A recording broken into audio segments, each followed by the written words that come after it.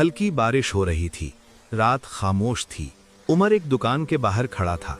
उसके हाथ में खाने का एक छोटा सा थैला था और दिल में बेचैनी। वो बहुत उम्मीद के साथ आया था। उसने दरवाजा खटखटाया, मगर जवाब में सिर्फ एक बंद दरवाजा मिला। उमर ने सर झुका लिया।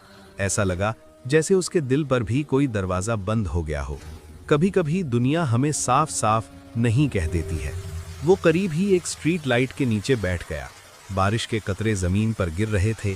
इसी खामोशी में उमर के होंठ हिले। या अल्लाह, आप ही वो ज़ात हैं जो हर बंद दरवाज़ा खोल सकती हैं। ये अल्फाज बहुत आहिस्ता थे, मगर आसमान तक पहुंच गए। कुछ ही लम्हों बाद उसी गली में एक दरवाज़ा खुला। एक बूढ़े आदमी ने बाहर आकर उमर को देखा और नरमी से कहा, बेटा, क्या तुम भूखे हो? उमर की आंखों में आंसू आ गए। ये आंसू मायूसी के नहीं थे, ये यकीन के आंसू थे। उस रात उमर ने एक बात सीख ली, जब लोग दरवाजे बंद कर देते हैं तो अल्लाह किसी और रास्ते से मदद भेज देता है। और जो दिल अल्लाह पर भरोसा करे, उसके लिए कभी सब दरवाजे बंद नहीं